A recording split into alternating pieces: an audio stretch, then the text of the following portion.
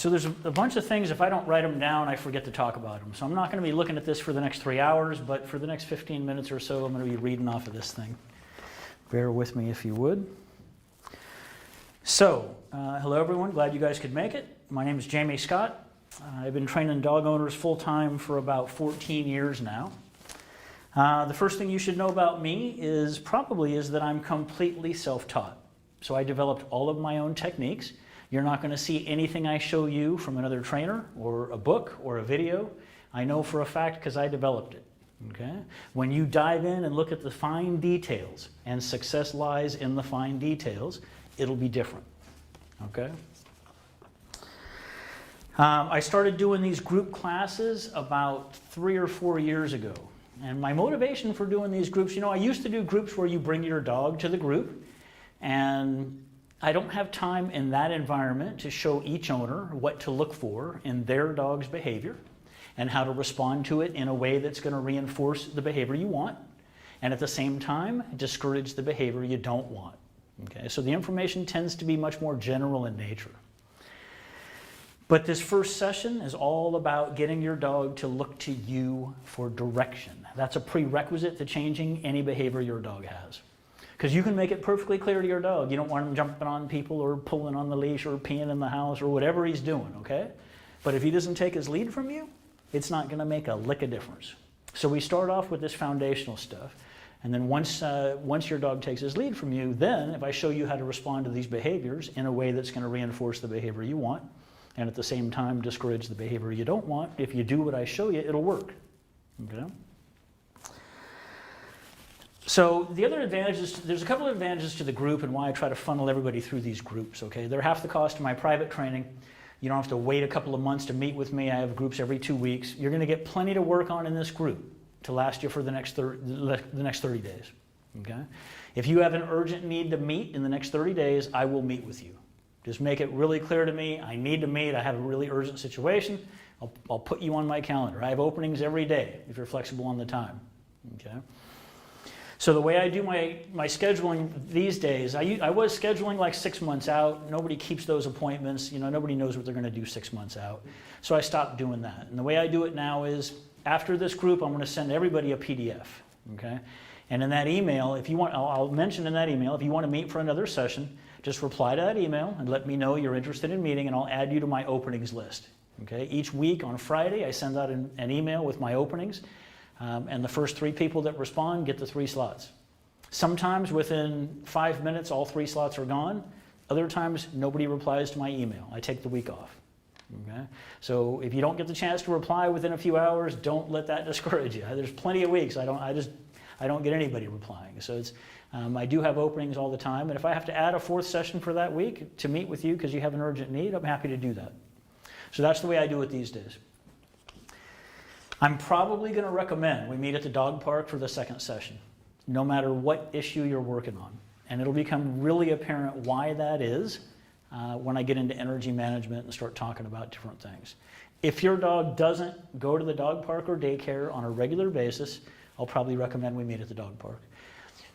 Because it gives us the most flexibility to work on the most different things. We're not going to go in the dog park, okay? We might just greet some dogs through the fence, or we might not even do that. We might just use the dogs on the other side of the fence as a distraction, okay? And I'll probably recommend Phoenix Dog Park, which is way out on Hazel, especially if you have an aggressive dog or a dog that's never been to the dog park, because it has a unique setup, okay? It's the only dog park in the entire metro area that has a separate area for first-time dogs or aggressive dogs, okay? And every dog that walks into or out of the dog park, either the big dog side or the small dog side, has to walk by that fully fenced area. So in 1 hour, I can greet 50 dogs in an hour at that dog park. At any other dog park, I got to try to convince the dogs to come to the fence, which is nearly impossible. You're lucky to greet 2 dogs in an hour. Okay, that's why I generally meet at that dog park. Okay. I'm bleeding. Not sure why. Okay. So yeah, my motivation for doing these groups.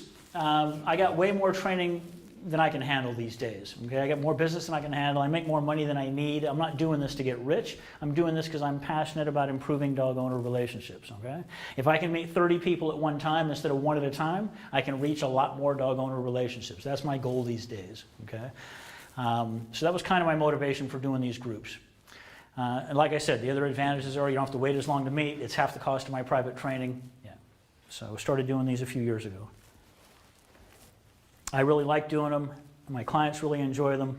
So that was why I started doing them. Okay. So taking notes. I recommend you don't take notes for a couple of reasons. You can do whatever you like, all right? But here's why I recommend you don't take notes. Success lies in the very fine details of this stuff. Okay? If you're too busy trying to write it down or remember it, you're going to miss those details. I recommend you just watch me. I'm going to send out a PDF after this group. It's going to have highlights of everything we talk about. Okay? So you can just review that, and hopefully it won't have all the details, but hopefully that'll be enough to jog your memory. Okay? I made it through 4 years of college without taking notes. After the first quarter, I realized they just kept me from paying attention to what the professor was saying. I never looked at them anyway, so I stopped taking notes. If you know you do better taking notes, by all means, take notes. I'm not going to chastise you, but that's my recommendation. Okay, I do free clinics. If anybody has a social gathering, you know, you're in a community organization, you're having a workplace gathering, a family gathering, you want some entertainment, I just answer questions on dog training for an hour, hour and a half. I've done them for groups of 10 people. I've done them for groups of 100 people. They're a lot of fun. I don't charge for those. If you have the need for something like that, there's a page on my website. Shoot me an email. I'd be happy to do it. I don't charge for those because I end up getting business out of them anyway, and they're just a lot of fun. So, I have some business cards on that chair back there. If you know someone else that has a dog that needs training and you're willing to pass them on, I'd appreciate it. I also have some business cards back there for the guy that I recommend for board and train. Most of the time, a board and train is ineffective. It just teaches your dog to respond to someone else other than you. But there is one guy in the state that does that type of training that I trust enough to refer clients to. I've been working with him for 10 years. I've been there when he's brought my clients' dogs back. He does a phenomenal job. He's the only guy I would go to for a board and train. Otherwise, there's a good chance you're going to throw away $5,000. All right. I have a lot of clients that have sent their dogs to board and trains, gotten them back. They were worse than when they sent them off. Okay? So, I must have pinched my hand in a zipper or something.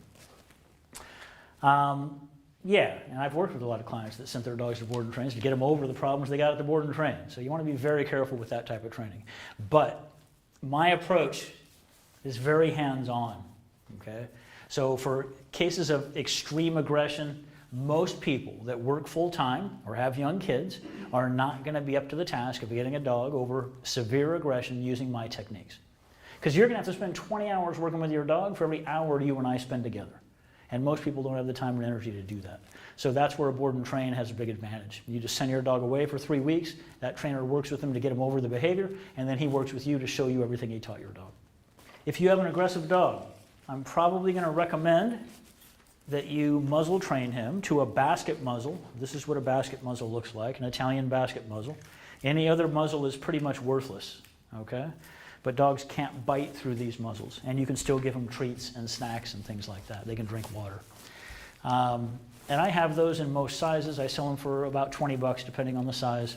And I can send you a PDF on how to get your dog to love wearing a muzzle.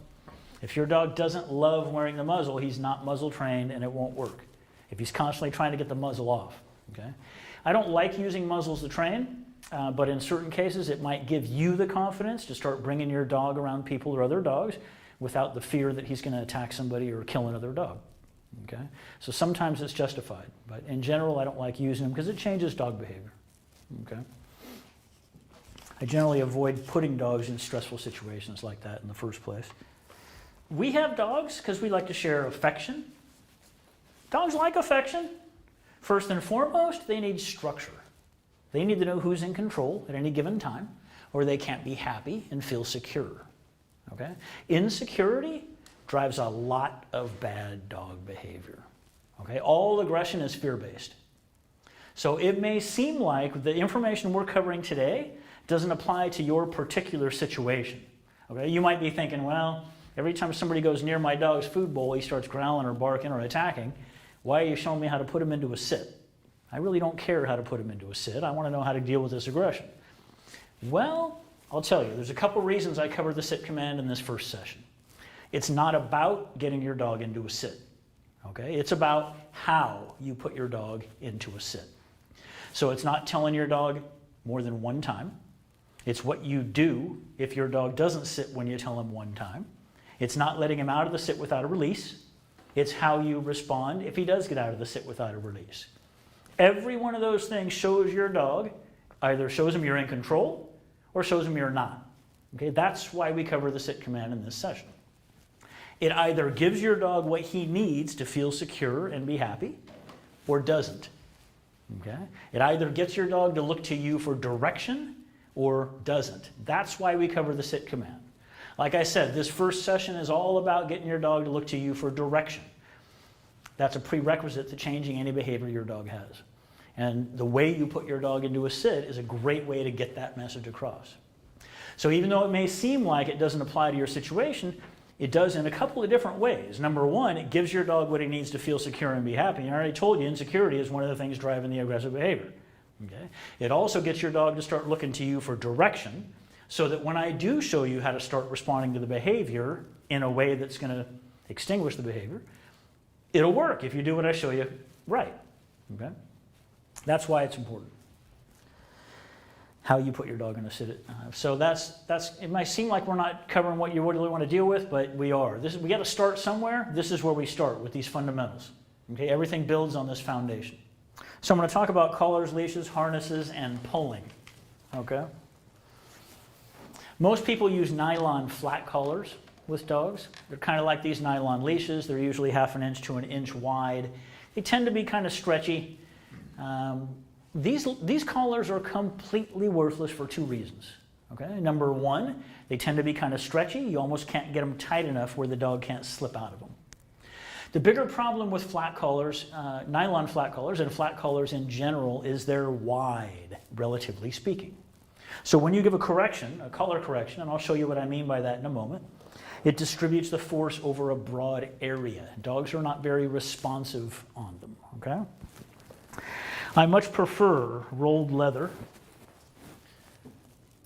because it's very thin and it doesn't stretch at all.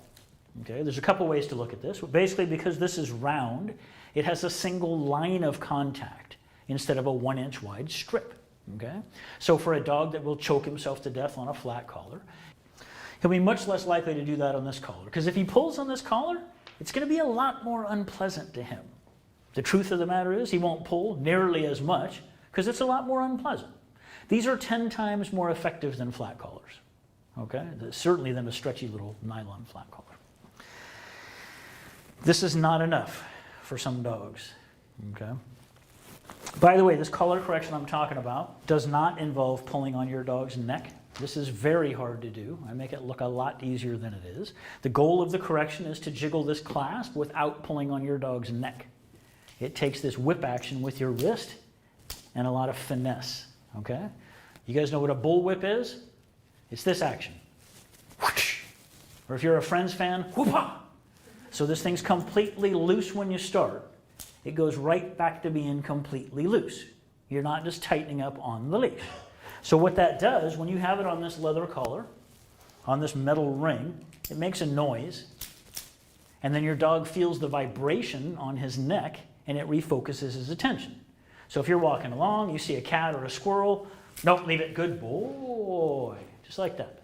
That will not work on a flat collar, on a nylon flat collar, because he doesn't feel the vibration on his neck because it's too stretchy and it absorbs the vibration, and it's too wide as well. Okay? But it might work on a rolled leather collar. It will definitely work on the step up from the rolled leather collar, which is what I'm going to talk about next. Okay? Anybody know what a prong collar is? So prong collars look pretty mean. They're not when they're properly fitted and properly used. I'm going to break out a prong collar. Do not be alarmed. It looks like a medieval torture device. Okay? This is a prong collar. The reason these were so effective is this is how dogs control one another. They grab each other by the neck, and that's what this does. Okay? This is what your puppy's mom would do if he was getting really obnoxious. She would pick him up by the scruff of the neck and he would just freeze, okay? And that's what he'll do if you have this on his neck and it grabs him by the neck, okay? I'm going to talk about this for a few minutes, even though some of you aren't going to be using these. The principles involved here are pretty important, okay, when it comes to pulling and safety. So first off, you never want to use a choke chain on a dog.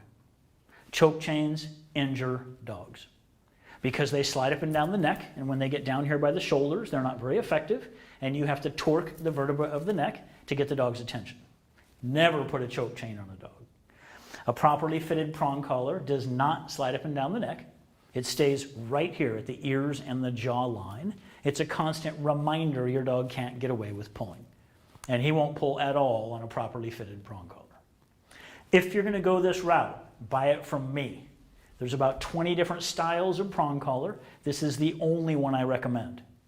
Okay? I'll show you how to fit it properly and use it properly. I use these very differently than other trainers do. Lots of trainers use these punitively.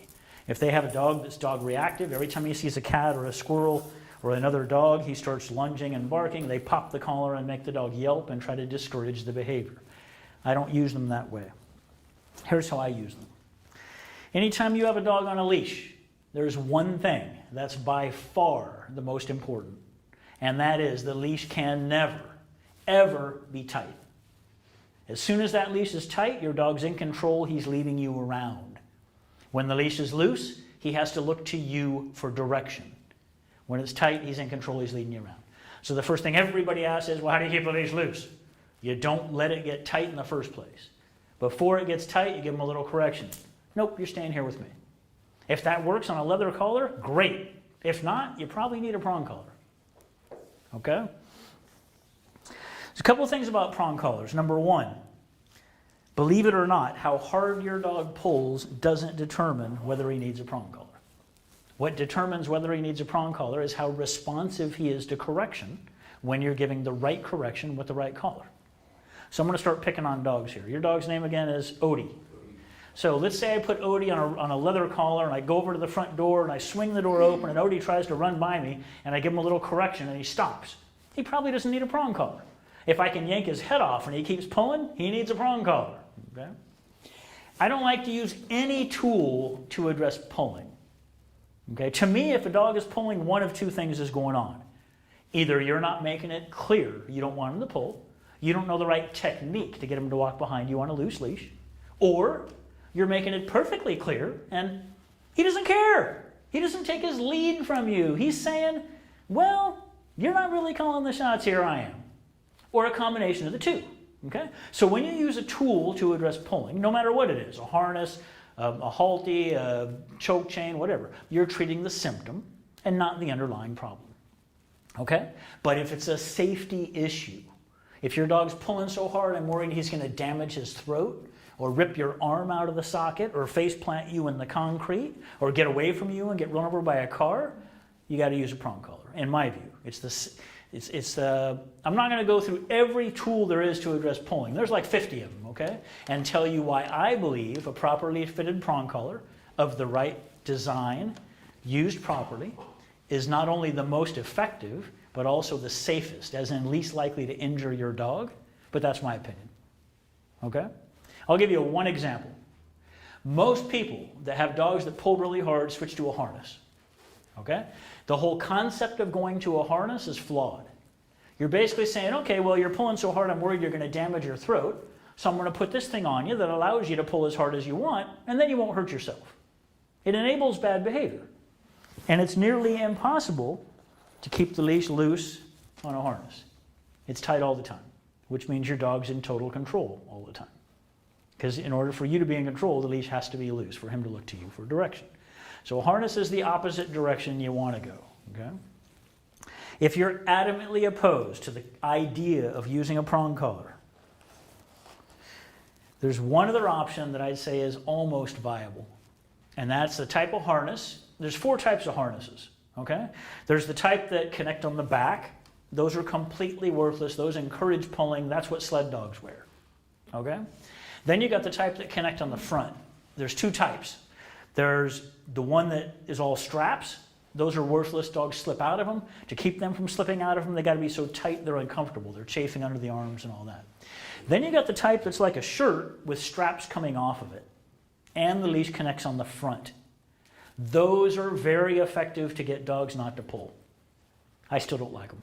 I'll tell you why. If you have a dog, in my view, if you have a dog that's reactive, like every time he sees a squirrel, he starts lunging and barking, you can't just give him a correction and say, no, leave it on that setup. It kind of just pulls him off his front feet and he takes a nosedive. On a prong collar, where it connects on the back of the neck, I can just give him a tiny little correction. Nope, leave it, and the leash stays loose. That's why I prefer the prong collar. I can keep the leash loose a much greater percentage of the time. But those harnesses that are Walk Right is one of the manufacturers, where the leash connects on the front and they're like a shirt with straps coming off of it. Those are very effective to keep dogs from pulling. They're just not nearly as versatile to me as a prong collar, a properly fitted prong collar of the right design used properly. Okay, that's all I'm going to talk about on prong collars. Leashes. So I have rolled leather collars in all sizes. I sell them for $15 or $20 depending on the size. The leash doesn't matter nearly as much as the collar. Okay? I like the feel of a leather leash in my hand. Nylon has a tendency to kind of cut into your hand if a dog pulls. If you're going to go with a leather leash, there's two things you want to look for. Number one, you want one that's supple like a horse rein, not stiff like a belt. That is very hard to find. Okay? This is nearly impossible to find. If you notice where the leather is bent over here, it has a taper. It's thinner on this end than it is on this end. That makes this leash flexible in this region, so I can give this correction. Most leather leashes are the same thickness all along there, so the leash is stiff in this region, and I can't give this correction. You won't find these online. You won't find them locally. I always have them with me. I sell them for 40 bucks. I buy them straight from the manufacturer. They don't sell to the public. Okay? I'm going to pass my leash around. This leash, so this is a typical leather leash like I was just talking about that is not adequate. This is my 20-year-old leather leash that I've been using as long as I've been training dogs. For big dogs, I like a 6-foot leash. The clasp size is important on the leash, though. That's much more important than whether you use leather or not. The clasp size is important. If you got a little tiny dog and a big old honking clasp on your leash, when you give that correction, you're going to knock your dog out. Okay? So the clasp size has to match the dog size. So that's why I recommend you don't buy a good leather leash when you got a puppy. You guys have a Doberman.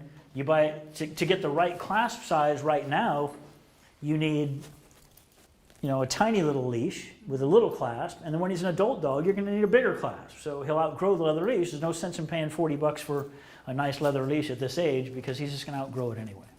Retractable leashes, yeah. Those things are really bad news because, well, first off, your dog should never be walking in front of you. If your dog's walking in front of you, you're putting a lot of pressure on your dog. You're telling him, okay, it's your job to do something. If another dog comes along, or a cat, or a pigeon, or a squirrel, or a skateboard, or a garbage truck, or a person, you got to deal with it. So I'd much rather your dog be walking behind you on a loose leash, like 2 feet behind you. Those things, if you are walking on, I really don't care for those. Even if you lock them out, you can't give the correction I showed you because they're too heavy. You can't get the whippiness in there with it. Once I show you how to get her to walk behind you on a loose leash, if you can do what I show you well enough, she'll always walk behind you on a loose leash, no matter what kind of collar you have on her. If you can do what I show you well enough. They're pretty tricky techniques. Okay? But I could have her walking behind me on a loose leash, I guarantee it. The question, whether or not you can, is a whole different question. But if you can do what I show you well enough, absolutely. And if she takes her lead from you well enough, the simple way to look at any behavior your dog has is this. If she takes her lead from you well enough, and if you make it clear enough you don't like the behavior, she will never exhibit the behavior. Those are two really big ifs, okay? If she takes her lead from you well enough, and if you make it clear enough. I have a lot of clients that think they're making their expectations to their dogs clear when they're not. Okay, so I have a lot of clients that say, everybody got to look at these leashes? That's not what my clients say. Here's what my clients say. I have a lot of clients that say, oh, no, that dog knows I don't want her peeing in the house because every time she does it when I walk in the door, she starts cowering before I say anything. That doesn't mean she knows you don't want her peeing in the house. All it means is she knows you get mad every time she does it. She might not have any clue why you get mad. As far as she knows, she might not be leaving a big enough puddle. So it can be really difficult to clearly communicate your expectations to your dog. A lot of people think they are, and they're not. Okay? But if she takes her lead from you well enough and you make it clear enough, she will never exhibit the behavior, whatever the behavior is. Two really big ifs, okay? We're working today on getting her to take her lead from you. Getting the message across to your dog that I mean business. I'm not messing around. When I tell you to do something, you need to listen. Okay? That's a prerequisite to changing any behavior. Okay. The last thing on my list. So that's collars, harnesses, pulling, leashes, all that. We're going to talk about chew toys. How many puppies we got in this session? Under a year and a half. Okay, we got a few. This applies to all dogs, not just puppies, but it really applies to puppies. There are only 3 chew toys. Only 3. Pig ears, cow hooves, and bull sticks. Those are the only chew toys. Let me tell you what I mean by that. This is not a chew toy. Dogs ingest these. They got to get them surgically removed from their intestines. Okay? I had a client 6 months ago, 1-year-old Doberman. In fact, I had a training set up Saturday morning. He called me Friday night, said I have to cancel my training. My dog swallowed one of these for the 2nd time in 3 months. He euthanized the dog. He did not want to put the dog through a 2nd stomach surgery in 3 months. This is serious stuff. Not all dogs eat these. Some dogs just carry them around and throw them up in the air. Lots of dogs eat these. Do not leave these out. You bring these out to play. You put these away when you're done. This is not a chew toy. Okay? All those other toys you have for your puppy. Fabric toys, cloth toys, squeaker toys, rope toys, balls. Those are not chew toys. You bring them out to play. You put them away when you're done. Dogs ingest those things. Okay? This is a chew toy. These are bull sticks. Okay? These things will save your life. They'll save your hands from getting chewed up. They'll save your house. They'll save your backyard, your drip system. These things are the bomb. If you don't know what they are, trust me, you don't want to. They're dried bull parts. That's all you need to know. Okay? I started bringing bull sticks with me on training sessions about 4 years ago. When I have a puppy that can't sit still for 1 second, he's jumping on me, he's chewing on my pant legs, he's chewing on my fingers, he's chewing on my everything, my toes. I throw him a bull stick, he will sit there for 2 hours eating that bull stick, and he won't move off of that spot. Those things are the bomb, all right? Now, by far the cheapest place to get these is Costco. That's where that pack came from. You can get a 12-pack of 12-inch bull sticks for about $40, including tax. They're not cheap. You go to a local pet store, you'll pay $8 a piece for those things. If you have a small dog, pardon? $35. Plus tax. Ends up being $38. Oh, yeah. So they also have them at bestbullsticks.com. That's where I get mine, bestbullysticks.com. I use, for the 6-inch ones, which are the ones I bring with me on my trainings and I give to puppies, those I buy at bestbullysticks.com. I can buy 100 bag of them there for like, I don't know, $150 or something like that. You got to freeze them, though. If you buy a big bag of those, they'll go rancid. So keep them frozen, bring them out as you need them. But those things are the bomb. They will save you, all right? Now, so bull sticks are really great for a couple of reasons. They give your dog an outlet for energy. They give them something to do. To me, giving your dog a bull stick every day is just as important as maybe more important than taking your dog for a walk, especially if it occupies them for a couple of hours, okay? Gives them an outlet for energy, gives them something to do. Those things are really great for dogs. So the 3 chew toys I talked about, pig ears, cow hooves, and bull sticks, they all last different amounts of time. Okay, pig ears are like potato chips. They last like 5 minutes. Bull sticks generally last an hour or 2, although there are some dogs that can eat one of those things in 10 minutes. Cow hooves last a week or 2. You can't just give your dog the cow hooves. They can't eat those like they can eat these. Okay, they chew on them, but they can't eat them. So don't leave your dog with any of these things until you're confident he won't chew it down until it's small and choke on it. Okay, I don't want you to come home to a dead dog. So the first 10 of these pig ears or cow or bull sticks you give your dog, supervise them. And don't take them away when they get small. You never figure out if he chokes on them. Just be standing by, ready to reach down his throat and grab the thing, or give him the Heimlich if he starts choking. All right? Once you're confident he won't choke on those things, then you can leave him with one. Your dog can choke on his normal food too, okay? But these things are a little higher risk at that because they chew them for hours, okay? That's my take on chew toys. Let's see. Oh, bones are generally fine as long as they're raw, not cooked. So if you're cooking up a prime rib, even chicken bones are fine. Dogs kill and eat birds all the time, okay? It's only when they're cooked they can splinter and cut up your dog's insides. So don't ever give your dog cooked bones. If you're cooking up a prime rib, you want to cut the bone off before you cook it and give it to your dog, no problem. Do not give them cooked rib bones. So like leg bones, like you get like a leg bone, like chopping the leg bone. Those big old femur bones or the cow knuckles they sell at the feed store, I'd stay away from those. So like Corey Bros and just have they like chop up. they're raw. Yeah, they're Yeah, raw. yeah, Like 4 inches. The thing about, okay, so first off, the ones at the feed store, those are smoked. So they're kind of cooked. Some vets say they're too hard, they can fracture teeth. Once they eat the marrow out of those bones, they just carry around the white bone. And to me, those aren't nearly as good as bull sticks. They're okay now and then, but yeah, I don't like them as much as bull sticks.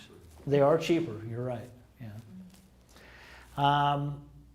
Yeah, so that's chew toys. Any questions on that? Okay. I recommend you give your dog a bull stick or a pig ear every day. He doesn't go to the off-leash dog park or daycare. And there's always a cow hoof around for him to chew on. To get energy out, give him something to do, okay? Okay, let me see. I think that might be the last item on my list here. Do not give your dogs deer antlers or elk antlers. Okay? They're too hard, they can fracture teeth. Okay. Any questions on chew toys? So, all those other toys, you bring them out to play, you put them away when you're done. Okay, let's get into the real stuff now. Everybody still awake? Okay. So, I always like to start off talking about energy management. I think it's a topic that doesn't get nearly enough attention from most trainers and owners. Here's the concept, okay? I tell clients all the time, anytime you got a hunting dog that doesn't get to hunt, you're going to have big problems unless you give that dog another outlet for that energy. Because that energy doesn't go away over time if he doesn't have adequate outlet for it. Okay? It just builds up and builds up over time, and then it comes out in stressful or excitable situations. And it can come out in a million different ways. It can come out as barking all day long, or digging up your yard, or chewing up your house, or fear or aggression toward other people or dogs. But it'll find a way out. From this perspective, and I realize this is an extreme view, but there's some merit to looking at your situation from this perspective. From this perspective, if your dog isn't getting adequate physical and mental stimulation on a daily basis, what you have going on may not be a training issue at all. It may be an energy management issue. Okay? It's not a matter of getting your dog to calm down when somebody new comes into your house and he's jumping all over them. First and foremost, it's probably a matter of giving your dog other outlets for the energy he's putting into these destructive behaviors. Then it becomes a reasonable expectation to change those behaviors. Right now, it may not be. You may be asking your dog to do something he's not capable of doing. I'm not saying there's nothing you can do to change behavior. Quite the opposite. There's all kinds of things I can show you guys to do to change any behavior your dog has. What I'm suggesting here is that if your dog isn't getting adequate physical and mental stimulation on a daily basis, that you wouldn't want to focus on changing behavior right at that point, even if you could. Because let's just say for the sake of argument, I'm going to pick on a new dog here. Your dog's name? Rambo. Let's just say for the sake of argument that I put a shock collar on Rambo and I get him to stop jumping on everybody that walks in the house or dragging me down the street or peeing in the house or whatever he's doing. Okay. The problem is you're treating the symptom and not the underlying problem. Okay, he still has all the pent-up energy. You've just taken away the only outlet he had for it. You're basically trying to train Rambo not to be a dog. And you never end up with a well-adjusted dog when you do that.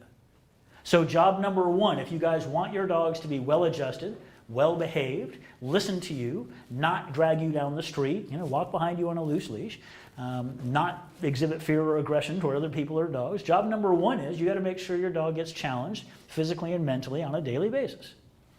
And by far, the best way for your dog to get energy out is for him to run full speed and chase other dogs and be chased by other dogs. And it has to be dogs he doesn't know. Even if you have 10 dogs in a 10-acre yard and they run all day, it won't make a lick of difference. Because very quickly, two dogs that live together figure out how each other plays. And those other dogs can't challenge Rambo in the way he needs to be challenged. When he's around dogs he doesn't know, like at the dog park or dog daycare, he has to learn how to read their social cues and respond. And some of those dogs don't know how to play. So he has to figure out if they're playing or being aggressive, and that uses a lot of brain power. It's like playing a long game of chess while you're running up a hill. There's no substitute for that. It's like hunting would be for a hunting dog, or herding for a herding dog. Even if you went for an hour bike ride every day with Rambo, or run every day, which you don't want to do till he's well over 18 months old, while his joints are still developing. It's not a good, that constant pounding is not good for his bones and joints, okay? But even if you went for an hour bike ride every day, he might come home and plop down for 20 minutes, maybe even an hour. You go to the off-leash dog park or daycare for an hour, once he's comfortable enough to run and chase and play the whole time, I guarantee you he's going to come home and plop down for 4 hours and won't move. It tires him out on multiple levels because it's not just physical like running or riding a bike would be. It's physical and mental at the same time. That's 10 times more effective. Okay? Does that make sense? Now, let's talk about the dog park for a moment. I can see people's eyes are rolling back in their heads when I mention the dog park. Don't get me wrong. The dog park can be a very dangerous place. I urge a lot of caution at the dog park. You do not want your dog around unruly Rottweilers and Pit Bulls. He can get killed. And I got nothing against Rottweilers and Pit Bulls. They're among my favorite breeds, okay? But they are bred to fight, and they're very good at it. So, you can't be too careful at the dog park. You want to walk all the way around before you ever go in. Check out every dog in there. If there's a dog causing problems, don't go in. If you're in there and somebody's 100-pound American Bulldog drags him up to the gate, don't wait around to see what's going to happen. Just leave. If they don't have control of that dog when they enter the gate, they're not going to have any control when they take it off the leash. And I'll tell you right now, if you're doing the dog park properly, you're going to make enemies. Because if another dog gets in your dog's face and stops wagging his tail or his ears go down, you don't wait around to see what's going to happen. You get right in between them, hey, psst, leave it. You chase them away. And don't put your fingers down there. You'll get bitten. You got to use your energy to break that tension. And as soon as you get out from in between that dog and Rambo, he's going to get right back in Rambo's face, and you're going to chase him away again. And then he'll stay away. And the owners are not going to like it.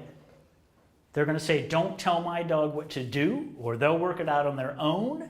They will not. Your dog will get attacked and injured. It's like if you're at the grocery store and some little kid comes over and starts throwing stuff in your cart. And you say, don't put that in there. I don't want to buy that. And his mom's over there talking on her cell phone, and she comes over and says, don't tell my kid what to do. You need to tell her, well, you need to get him under control then because he's out of control. It's the same situation. Okay? Dog daycare is a much safer option. There are no aggressive dogs there. They're all screened. And it's supervised. Hopefully by somebody that knows what they're doing. So one day a week at the daycare, like 10 or 12 hours while you're at work, around 30 or 40 other dogs, is the equivalent of 10 trips to the dog park. Your dog will be tired for 3 days. Then he's going to be bouncing off the walls again. You can either take him back or you can go to the dog park. Not all daycares are the same. There are only 3, maybe 4 in the entire metro area that I like. Most of them have wait lists. So, here's the thing about the daycares. So, do not go to, Well, I'll tell you the ones I like, all right? By far, my favorite in the entire metro area is the Animal Den on Power Inn, just south of Folsom Boulevard. They do a phenomenal job. They're also the cheapest in the area. Tile is a terrible surface for dogs. They blow out knees on that surface. It gets slippery when it gets wet. Dogs can't run full speed on it. The whole reason for your dog to go to daycare is for him to run full speed and chase other dogs and be chased by other dogs. If he can't do that safely, there's no reason to go there. Okay? The Animal Den has a nice rubberized floor, big room like this with a nice rubberized floor. They got AstroTurf outside. They got a swimming pool for the dogs. They do a phenomenal job. You go there in the summer on their Facebook page. They're out there in the pool blowing bubbles, engaging the dogs all day long. They do a good job. It's a tiny little room, about a quarter this size, with a little concrete pad out back with 40 dogs jammed in there. It will make your dog aggressive. Okay? If you're looking for a business opportunity, we need another daycare in Sacramento. So the Animal Den and Grateful Dog both have wait lists. The Grateful Dog has a 6-month wait list, even though they're $35 a day, 6 months before you can even get in there. The Animal Den has wait list on the weekdays, but not the weekends right now. Okay?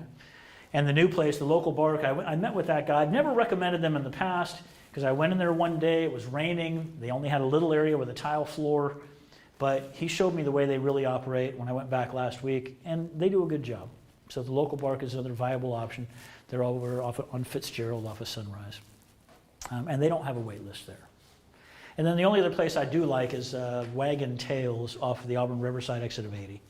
Andrea is the owner there. They do a good job. So yeah, if you're looking for a business opportunity, we need another daycare in Sacramento. Yuba City has 75,000 people. They don't have a single dog park or daycare. I got lots of clients that don't want to drive 40 miles to bring their dog to daycare.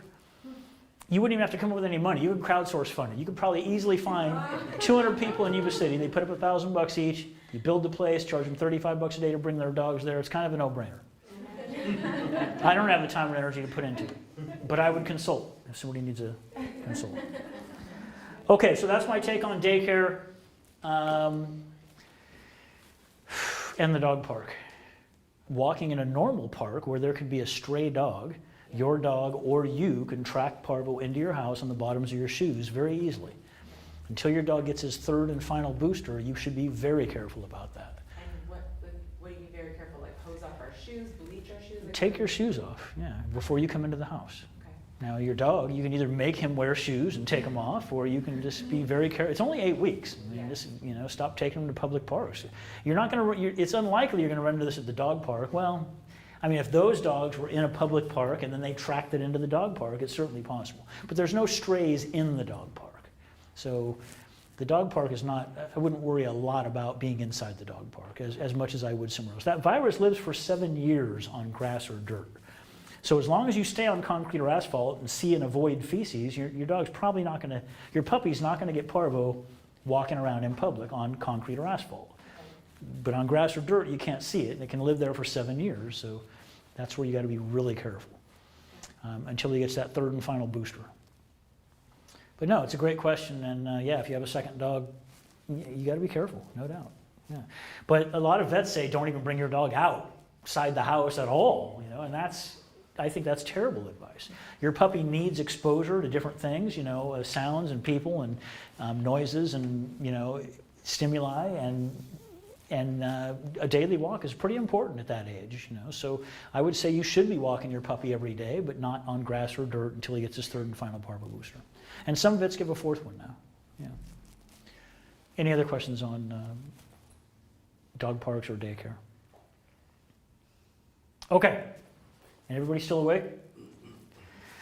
The next thing, so I talked about, that's the energy management side of the equation. Okay. On the behavioral side of the equation, the first thing we have to do is we have to make sure your dog looks to you for direction. Like I said, that's a prerequisite to changing any behavior your dog has. Because you can make it perfectly clear to your dog you don't want him pulling on the leash or jumping on your guest, and he might just be saying, I don't really care, you're not making the decisions, here I am. That's where we start today. The most effective way to get that message across, that you're the one calling the shots, and when you tell him to do something, he needs to listen, is loose leash walking. And we're not going to get to that one today. Because if I jump right in and show you how to get your dog to walk behind you on a loose leash, You could do what I show you perfectly. But if he doesn't take his lead from you, it's not going to make a lick of difference. So we start off with some more foundational stuff today so that next time when I show you how to get your dog to walk behind you on a loose leash, if you do what I show you well, it'll work. The reason loose leash walking is the most effective way to get the message across that you're the one in charge, and when you tell your dog to do something he needs to listen, is the walks are not for exercise. Okay, you can take your dog for 20 walks a day. It won't tire him out one bit. He needs to run full speed and chase other dogs and be chased by other dogs. And it has to be dogs he doesn't know. The walks are for structure. How you put on the leash, how you walk out the door, whether he's walking in front of you or behind you, whether you let him sniff and pee on the walks, how you deal with distractions on the walks like cats, pigeons, squirrels, skateboards, garbage trucks, other people, dogs. Every one of those things either shows your dog you're in control or shows him you're not. That's the purpose of the walk. So a 5-minute daily walk, even if you don't make it out of your driveway, is pretty important if you want to start getting the message across that you're in charge and when you tell him to do something he needs to listen. So I'm going to show you 4 situations today where you're going to start getting the message across. Just because there's a temptation doesn't mean you can do what you want to do. It means you look to me and I'll let you know what I want you to do. That's going to be a pretty handy message to get across. Because if you're on a walk and your dog sees a squirrel, rather than just react, I want her to look to you for direction. So that's the behavior we're going to set up and cultivate in a controlled setting. All right? The first one I'm going to show you is tug. All right? Anybody here play tug with their dogs? Okay. Most books, most trainers will tell you do not play tug with your dog. It'll make your dog more aggressive. It absolutely can. If you drag your dog around all day on a rope, it will definitely make your dog more aggressive. That's not what I'm suggesting you do. Okay? I'm actually of the opposite opinion, that for dogs that have a propensity for aggression, and many breeds do, all right? Chasing birds is a form of aggression. Chasing sheep and nipping them in the heels. Many dogs are bred outright for protection, like Dobermans and Shepherds, and they're bred to be aggressive. So I'm of the opposite opinion, that for dogs that have a propensity for aggression, if you don't give them healthy outlets for that aggressive energy that's already in there, it doesn't go away. It just builds up and builds up over time, and then it comes out in stressful or excitable situations. I'm going to back up for a second here. I talked about energy management. There's a couple things I want to add to that. A couple other ways to look at this energy management piece, okay? So first off, if you have a puppy that's bouncing off the walls with pent-up energy, you can't even get their attention, yet alone get them to listen to you. Okay? Here's another way to look at it. When you got a working breed dog that doesn't have a job, his job becomes getting his way. And he will wear you out and win every single battle. You're going to tell him 50 times to get off the couch or not jump on your guest, and the 51st time you're going to say, oh, forget it, and lock him in a crate or leave. Okay? He will wear you out and win every time. Once you start giving him other outlets for the energy he's putting in the defying you, that tilts the odds in your favor. That levels the playing field. Then it becomes a reasonable expectation to change the behavior. Okay?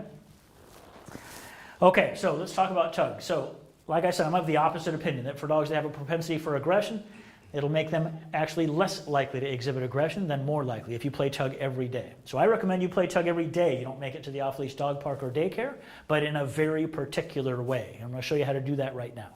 Okay? Everything I'm going to show you right now, there's a video on my website. It shows you the same stuff. Everything I'm going to tell you is written out on the website. I'm going to send you guys all links to both of those. Okay? With a real dog, not an imaginary dog. Too. Yeah. Okay, so I'm going to pick on a new dog here. Your dog. Bear. So, there's 2 goals to tug of war. First off, when I play tug, I'm going to have the leash on Bear, if I need the leash on there, and I'll tell you how to determine if you need it on there in a moment. I'm not hanging onto the leash, it's just going to be hanging on the ground. There's 2 goals to tug of war. Number 1, I'm trying to give Bear an outlet for pent-up energy. So I'm not just doing this. I'm trying to develop some intensity. I'm lifting his front feet off the ground. I'm grabbing his skin, grabbing his ears, really getting him into it. Work up to that. Don't start off grabbing your 100-pound pit bull's ears. He's going to bite you, okay? So start off slow and work up to that.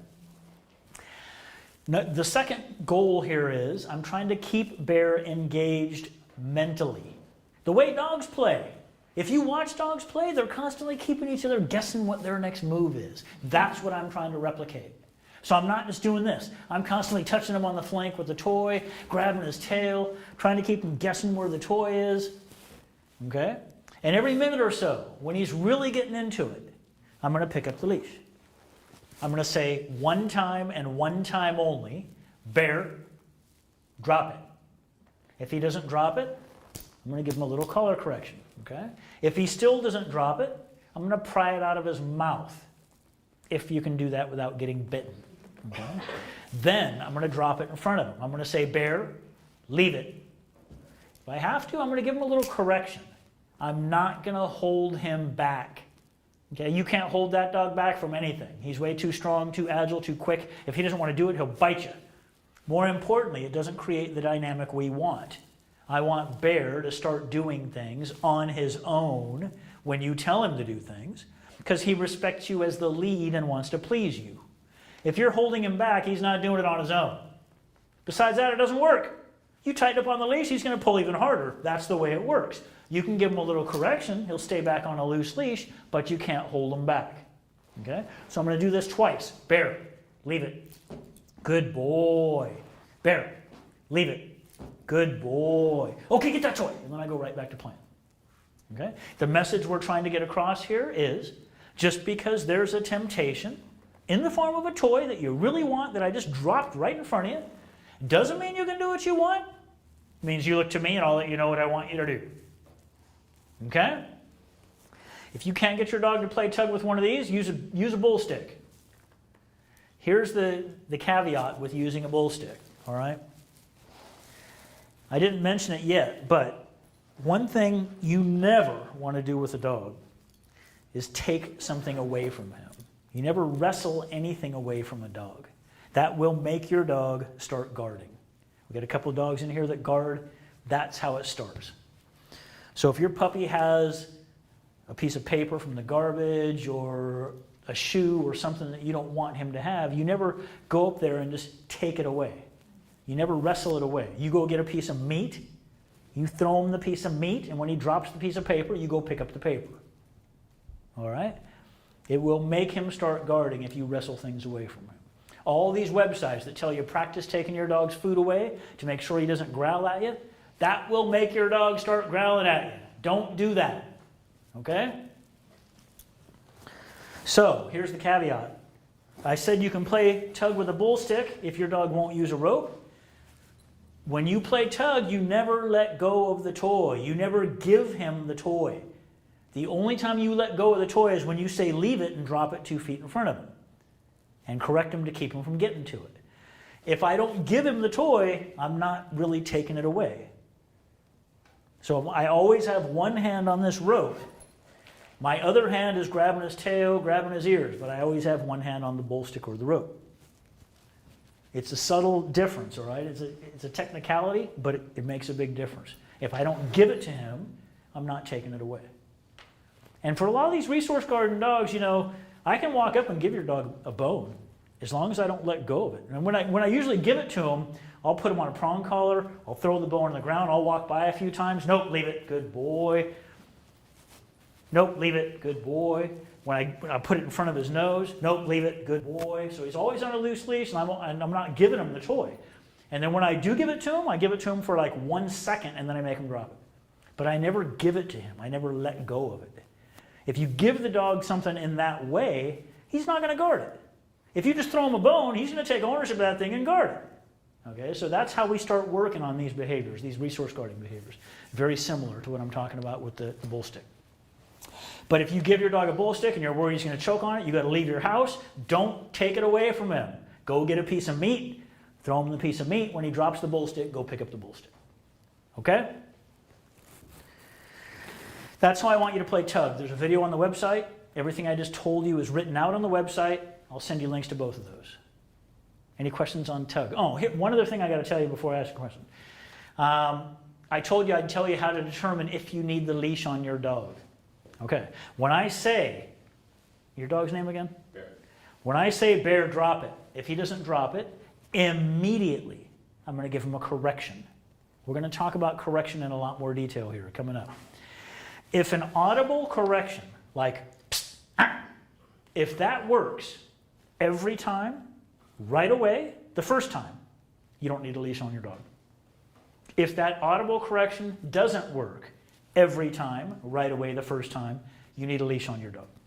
Because if the audible correction doesn't work the first time, it's not going to work the second time, and then you're just training them it's okay not to listen to you. You go straight to the color correction. Okay, that's how you determine if you need the leash on or not. Question? If you're playing tug and your dog like gets your hand, right? Yeah. They're playing, they're excited, Yep. biting, not aggressive, like biting, but like, Yep. what do you do to help mitigate that, or like Yeah. let them know that like, hey, skin is not okay Right. with the rope bit? So that's the nice thing about having your dog on the leash. You can correct any behavior your dog has. If he bites your hand, no bite. Give him a correction. If he jumps on you, no jump. If he starts barking, no bark. And you give him a correction. Okay. If he doesn't do it right away, then you give him a correction. And then you praise him as soon as he stops doing it. Yeah. Okay? That's how you change that behavior.